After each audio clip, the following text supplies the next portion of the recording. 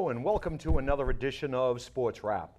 I am one of your co-hosts, Frank Walsh, along with my friend and co-host, Michael Wigdor. How you doing, Frank? I'm doing well, Mikey. Good. And ladies and gentlemen, you know, the last time we were here, the Red Sox were vying for the top, and we can tell you that they have made it. They have a 2-game lead in the division as we tape this.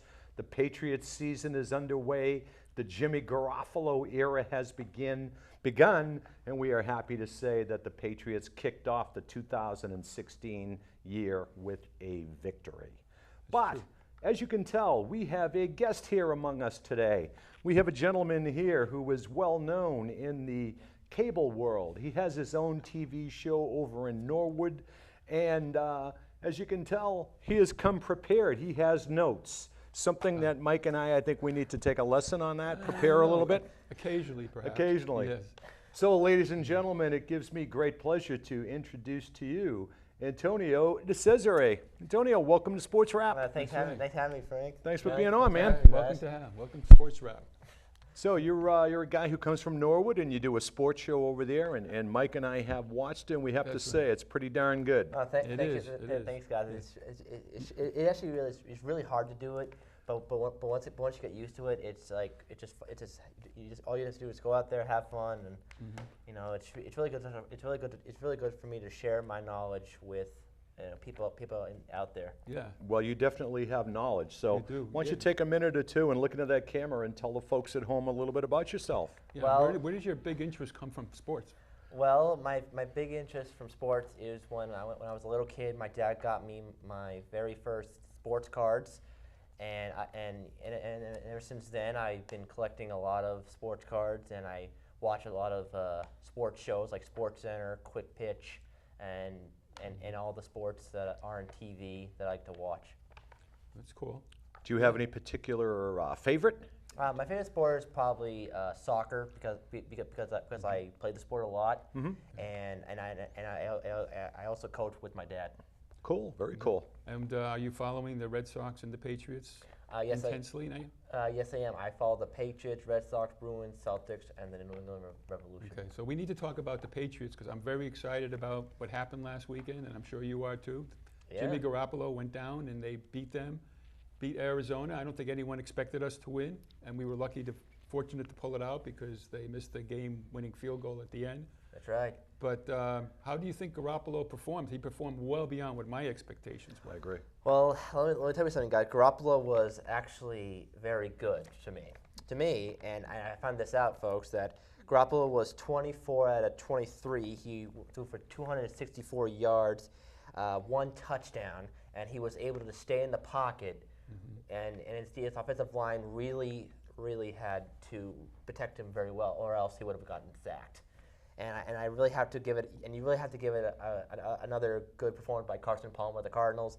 I mean, he was good. I mean, Mike, Frank, you guys got to admit, Carson Palmer, even though he may be old, he still has an arm. I mean, this guy, he went to USC, won a Heisman Trophy, and he was able to really have almost the exact same numbers as Garoppolo has been.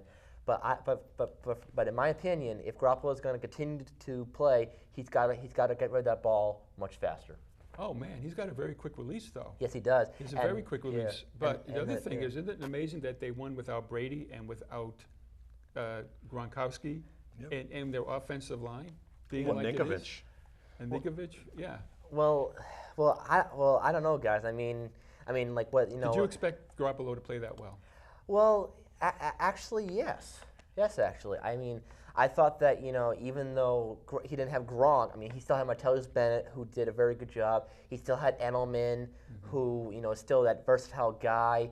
He still had, he had Chris Hogan, the new guy they got from the Bills, that really got that he got a beautiful catch for that touchdown that was really, really good. And I think that, you know, even though you don't have your key guy in Gronk, you still have other weapons that you can use to help you.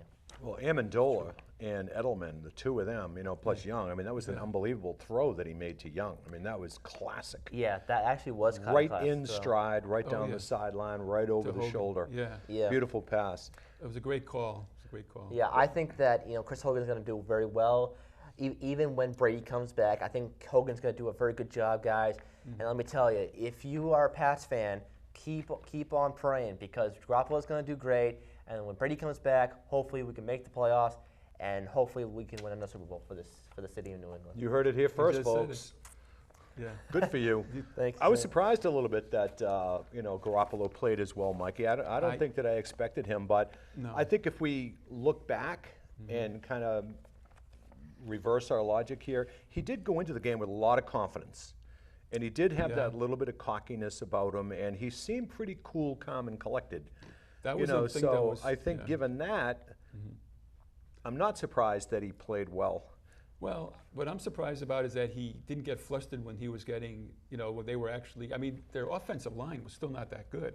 I mean, they had Cameron Fleming playing, they had some guys that were filling in, and even when he was getting rushed, he was able to keep his composure, and he got out of the pocket. The throw he made to Amendola on third and whatever, I mean, that was incredible. That kept the drive going. Yeah, but you guys. I didn't necessarily expect him to be that calm because he wasn't that great in the fourth preseason game. I was a little bit surprised at Carson Palmer at the end that he was able to sustain that drive because historically, over the last few years, he has not come up big in games where he's lost his composure a little bit. He'd throw some interceptions in key situations. Yeah. And I was really surprised that he was able to put that drive together down the end, and I think that the Patriots were a little bit lax on their defense. They were giving them too much room. They were playing them zone. They and, were, but 10 yards, 10 yards, 10 yards. Next thing you know, they're in field goal range. Yeah, but the thing is, with Larry Fitzgerald, who caught most Unbelievable. of those passes, Unbelievable. if you give him any more than 2 feet away from him, forget it. You got to keep him in front of you, and he's just so quick when he gets the ball. Yeah. Right? What do you think about that? Well, you got to admit, guys, that Carson Palmer does. I was really surprised about how Carson Palmer really, and him and Fitzgerald were really together. I mean, you got to admit, Fitzgerald may be looking towards maybe a Hall of Fame career. Without a doubt. You guys got to admit Yes. that every time when Palmer and Fitzgerald work together, it's really something. Magic, and, yeah. Yes. and I was It's really like Gronk and Brady. That's right. Yes. And I feel like I was really surprised of how it went down in that fourth quarter. Cardinals are driving. Then you had an opportunity. You had a field goal to win the game. That's right. And the Patriots were very lucky that the snap was low, and then the punter couldn't put the ball in place, and they're lucky that the kicker had the kick that went a little bit wide to the left, Hold it a little way. and were able to win the game. But you guys got to admit though, Belichick needs to fix some of the problems on defense, and hopefully when the Pats do play Miami on Sunday, they have to play better defense. Well, they have to be able to rush the passer a little bit Yes, more. they do. I mean, that's one and thing. without Nikovic, how are you going to rush the passer if you don't have one of your best defensive guys on the field? Well, Sherrod is supposed to be able to do that, but he didn't really do that much No. in that game. But the one good thing about the Patriots that I think is definitely going to help them, even if they're not rushing, their secondary has really been Yeah, good. I was surprised with Malcolm Butler and Logan Ryan, the way those two play together. I mean, you got to admit, Malcolm Butler started. That was he got to play in the stadium where he caught the game-winning catch. That's right. In the Super Bowl That's when right. they played the Seattle Seahawks. I mean, and then you have Logan Ryan. He went to Rutgers. He is a very young talent that I think Belichick is really lucky to have. And I got to He's admit gotten about better every that. year. You must admit he got better. He wasn't Yes, that he good did. last year. And then you got to admit though that some of these I mean you have a lot of young guys on the team that can learn from these veterans and learn to what it's like to be in the Pats organization. If Belichick and the defense could work to fix the problems on D and the secondary could play just as good as they did against the Cardinals, I think the Pats are going to have a very good defense, and I think they could challenge other offensive lines, sort of like how the Broncos do it with their defense. Yeah, I think you're right. I think going into Miami, playing Miami, though, I think that's It's not one of easy. the keys. One of the keys is going to be having a pass rush on Tannehill because Yes. he panics when he has to throw the Yes, ball. I remember when, and I think Frank knows this too, Yep. that when Tannehill went to Texas A&M, I mean, he was a very good quarterback in college, one of the best I've seen in college football. And I remember that in his first year he did great, and then he struggled a little bit. He had a new offensive coordinator, a new coach. So yes, and Tannehill is one of those guys that you need to get. If you don't pressure Tannehill, he will destroy you. And if you if you can put pressure on him, then the Pats they can stop him. He makes get bad the ball decisions when he back gets pressure. and try to score on that tough Dolphins defense. And Dolphins defense has been tough for like the past 2 years. Dolphins have one of the best defenses in the league. And they play the Patriots tough too. Yes, you know, they do. They do. play them It's tough. never easy. Yeah, it's E- never e- easy with yeah. them, especially down there. Yeah.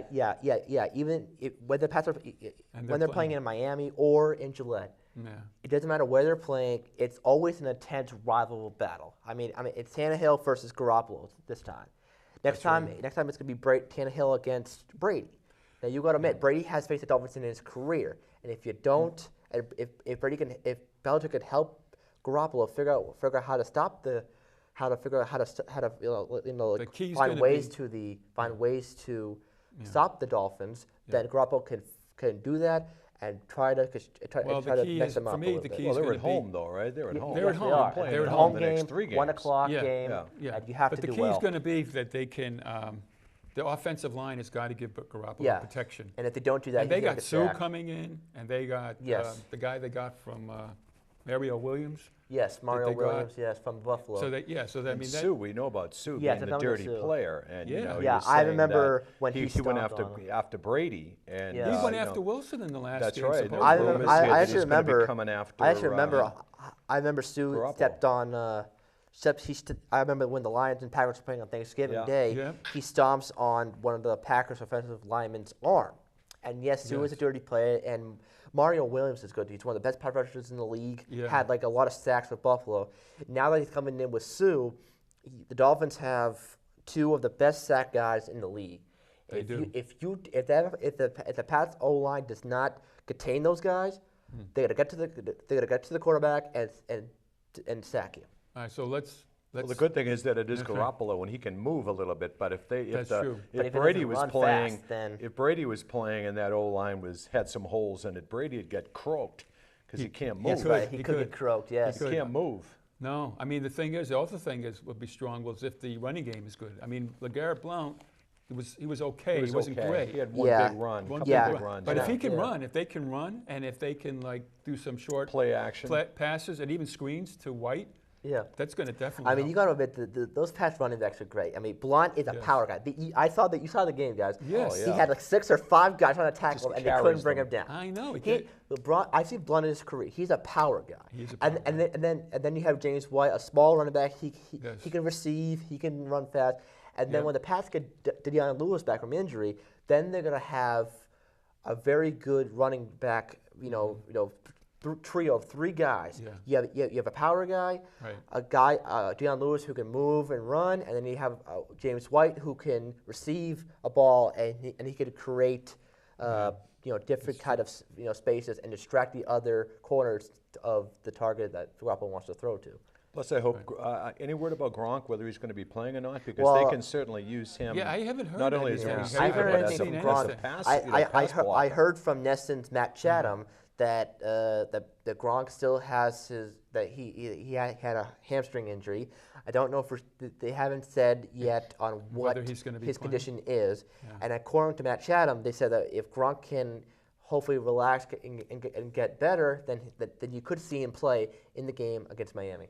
Okay, because Martellus Bennett played really well. I Yes, mean, he did. he didn't catch a lot, but No. boy, was he knocking Chandler Jones around Yes, in he that was. game. And they were running right at him, I which mean, was, yeah. Belichick Yeah. must have known that he was not a good, obviously comes from the Patriots. Right. He knows Well, his Jones, weakness. he only got what, 1 sack, I think. I think he only broke through once, if I'm One sa- mistaken. yeah. And but they contained him so well. I did. But you guys got to admit, though. I mean, you have to figure that out. I mean, Chandler Jones used to play with the Pats organization. I mean, Right. he knows our weaknesses. Right. Yeah, but we know his weaknesses. Yes, we do. So And I that's feel where he like took advantage of it. right. And I feel like that Belichick really, he really changed his defense very well. I mean, you got to admit, Metellus Bennett. He went to Chicago, got to play with Jay Cutler, and he went to New York. He went to New York, got to play with the Jets. And he's one of those tight ends that he can block on the running play, and he can move, and he's mobile. He can move like anywhere around the field, and you can find him. Right. And he's one of those. He's sort of like Gronk, one of those targets that can help you in a game and help you try to find a guy wide open for him. All right, so let me ask you, what do you think the score is going to be on Sunday? Well, I've seen the Boston Globe's predictions a lot. They predict how the Pats are going to do. I think the score for the Pats on Sunday, I think it's going to be probably. I'm going to go with 35 to 34. Wow. Wow, you think it'd be that close a game? I think it's going to be a close game because the reason why I say that, Mike and Frank, the reason I say that is because I think Tannehill is going to have a monster game. You do? Yes, Wow. and I think Why? that you know, I don't think so. I also think that Garoppolo is going to have a monster game too, and I feel like it's going to be a quarterback battle between the two quarterbacks. Wow. And I feel like it's going to come down to a turnover in the game, a key play in the game for the Pats defense. If the Pats defense can make a big play in the game, a sack, an interception, a turnover on the ball. If they can do that and hang on for the win, then the Pats can totally win if they could just cause a key turnover in the game. I don't We have see an it outlier close. here, Mikey. We have an outlier I here. know, I don't see it close. I see it. I don't know. First of all, the Patriots, I was just reading, Patriots are 13-1 in home openers since Belichick's, since they've been in Gillette Stadium. That's true. So, but then again, they've had Brady most of the time for that. But even so, with Garoppolo, I see them winning. I see the Pats winning 27-17. Okay. I Frank, think I see a I'm around there, 10-point too. win. I'm Frank, giving what them. do I you think the say? Patriots might go. I'll go like 28-17, 28-20, something like that. I mean, I think, and it's not going to be as close I as the don't score either. is. I don't think it's going to be I don't a think tight so. game. Maybe at first, as both quarterbacks and both teams start to feel each other out a little bit. But I think the Patriots will handle them, especially in the second half. I think the Patriots will take it away in the second half, and I don't think Tannehill will have the horses for it. I think Tannehill's going to get intercepted. I think the Patriots' defensive secondary is the best it's been since they had Revis. Yeah, Butler is on Tannehill top of doesn't his game. function well Logan under Ryan. pressure. Yes. They have I'm not sure who their slot corner is, but Yeah. they have really good. Oh, I think Coleman has been is really one of the good. guys. Yes. They stay on them like glue, and I don't really know who is their top receiver that they have on Miami. I think the top one of the top receivers. I think it would have to be. I'm not sure. I'm not really sure. I mean, they have. I There's don't so know. many. So they're not named there's so- people. yeah. They're not named. Because they lost Yeah. the guy. They So- had the Yeah. troublemaker there, a year or two ago. The pot smoker there, the mouthpiece that they got rid of. They got rid of Mike Wallace that he left Miami and went to Wallace Baltimore. left. They had a troublemaker there. Yeah, they had a troublemaker there. They got rid of. but you got to admit the Dolphins still have Reggie Bush. I mean, one of the best running backs Right. of this probably the Randy century Bush. here. Reggie Bush. Yeah. Yeah, he's up in age though. They might get passes to him like swing passes, but I still think, I don't know, our linebackers are very quick. That's one thing they say about the Patriots. Yeah. Team speed. I think we're gonna. I don't see them. I see them winning. I don't see So them what do having you? a problem. So let me ask you guys this. So the Pats are playing 1:00 game. They could be on CBS. Maybe you. What kind of announcers? Like any of the announcers on CBS, you guys know. Who do you think would be perfect to call that Pats game? on Unfortunately, I Sunday? know who is going to call that game. Who's going to call that game? Greg Gumbel and Trent Green. It was not my first choice at all. No, my choice Who would would have. your choice be? My choice would have been Jim Nantz and Phil Simms because the reason why is Absolutely. because Jim and Phil, Jim Nantz is one of the best announcers that I know on CBS. And Phil Simms is great because he won a Super Bowl with the Giants and he knows his stuff. And I think that those two would be perfect Okay. for each other. Calling a Pats game. I'm not crazy about Phil Simms because usually half the time as it goes on, he keeps saying, "Good job, good job, good job." He did a good job. Well, even though He doesn't really get even though into he might be You annoying. know who's really even though good? he- You want to talk about who's really good? Troy Aikman is Yeah, excellent. Troy Aikman is good. Him and Joe Buck are. I think those two are great guys. I mean, Troy Aikman won Super Bowl with the Cowboys, got some rings, and then Joe Buck is one of those guys that he's very good with baseball. And I think those He's two not that would great be in good to call football, a but game. Troy Aikman picks up the slack. He's Yeah, the he best. does. Yeah. We got Sean McDonough coming back too, doing the Monday night games. Sean McDonough. Sean McDonough. He's good. Sean he does McDonough great did the college Red games. Sox forever. Yeah. Talk about Sean's Red gonna be Sox. Can we doing get that. into the Red Sox? Because Oh yes. forever Big Poppy. I mean, Poppy is my man, and Yeah. He didn't do it last night, but Well, he certainly yes. won. He certainly was responsible for getting us winning 2 out of 3 in Toronto. Yeah, I think that I think Mike that the Red Sox I think Tell us it's how I think you it's feel, Antonio. I think it's about that starting pitching. The starting pitching has been great. I think that David Price, Rick Porcello, and when Stephen Wright was still playing, were the 3 best guys on that rotation. I feel like Rodriguez still needs to work on his stuff. I feel like that Pomerantz, after the way he played last night, he needs to do a better job on throwing that curveball. Did you see the game last night? I watched a little bit Got of an the game last unbelievable night. curveball, but he lives on the curveball because He of his does. fastball. Right. Yeah. And if he doesn't have his curve, last night is what happens. You know, but annoyed me last night. I'm watching the game, Men on and base. they see that he's losing it, and he doesn't have his curveball working, and nobody comes out to talk to him. You know, like The managers are leaving manager, him dry. yeah. Even the pitching The coach. pitching coach doesn't they're, come out. They're just letting him stand there No and kidding. be pressured. Threw No 45 kidding. pitches They- in the first there inning, was- I think it was. Yes. Yeah. 45 pitches or something. I mean, with the 50 fi- something. It's almost. 50 I think it something was in the first 45, inning. I think, in the But first. you guys got to Yeah. admit though It's that, just- that you just got to admit one thing that What? Pomerantz he's still young. He can still learn from these veteran guys, and I feel like that if Pomerantz Yeah, but he can should have been ready. He had an yeah. extra day of rest. Even Yes, though. but even though they lost tonight, the Sox still tonight is Rick Porcello tonight. He's pitching tonight. He hasn't lost in Fenway He all hasn't year. lost in a while. He's going for his the American League leading 22nd win of the season. You guys got to admit though, he was with the Tigers for a while, and then he comes here to Boston, and he is just exploding out of the gate. I'm Not just last telling you year, for but one he thing. is this year. Even this year, and then you have David Price. David Price, one of the best lefty pitchers in the game. That's why they got him. First he went to Tampa, then he went to the Tigers. Then they were traded to Toronto for the Right. playoff. That's right. And then he comes to Beantown. He has a 7-year contract, and you guys got to admit though that David Price is looking like the David Price that we know True. that Yeah, is the last pitching. 6 starts, I believe he's gone, what, 6 6 and innings or 0. more? Yeah, Yeah. he's 6-0. He's won them all too. Yeah. Well, you know, going back to Porcello, I mean, you know, I was listening to Schilling talk about Porcello when he was saying that that there's always like one guy who pitches on like the night, like when the offense and everything is clicking, and that's Yes. happened to Porcello this year. I know. I have a tendency because they've averaged I think 6.5 runs every time Porcello Yeah, has he pitched. does. However, Right. his ERA is still relatively low. Yeah. He's still in the Yes. right Yeah. around 3 or under. Is he Yes. under 3? I think he's Yes, under he- 3. yes, he's Yeah, under he's 3. right He's around- under yeah, 3. I mean, yeah, and it's that amazing. speaks volumes that Right. when he's getting that run support Yes. and still being focused and Right. being able to pitch and keep the team down. You know, he's not letting people back in games. No, he's not. In yeah. fact, he was down 3-0, I think, in his last game, and he still And he still pitched. he still very- pitched still great. pitched well. He got gritty, and he's just been on a mission, I think, this year.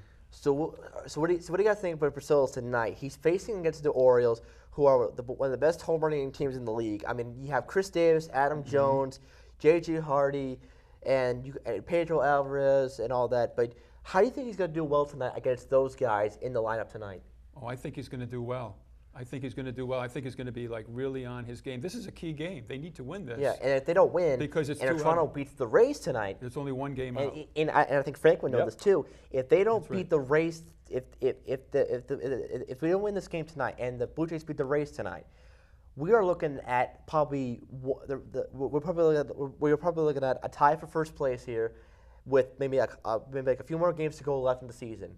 And if the Red Sox don't win tonight, they may have to play in the wild card game, which you do not want to do. No. No, and you know what else? The Yankees are coming in for It's 4. about the Yankees. Yankees that's are right. hot. They're hot. I mean, the best player for the Yankees right now, and I think Frank would know this. Go ahead. Frank, I mean, you got to admit that Sanchez kid he's only played Unbelievable. 35 games, and he's up for Rookie of the Year. Unbelievable. Tell me about Yeah, that, the man. The kid's unbelievable. You talk more than I can, but the kid is Yeah. unbelievable. The Yankees are on the streak. Yes. What do they won? The 7 kid's out of got- 9, 8 out of Yeah, 9. I and think that kid, they've I been mean, winning. I read that kid has hit 14 home runs in Yeah, the 35 kid is on a games. tear. That's right. He's on a He's tear of the American He's League. carried them on their insane. back. And they brought him up from the minor leagues on August 3rd, and he is just exploding out of the gate. I know. I mean, you guys got to admit this: the Yankees Yankees are doing great, but you also have Toronto that's coming up. Toronto, oh boy, Toronto has really. I mean, you have Jose Bautista, Encarnacion, Donaldson, who won an MVP last year,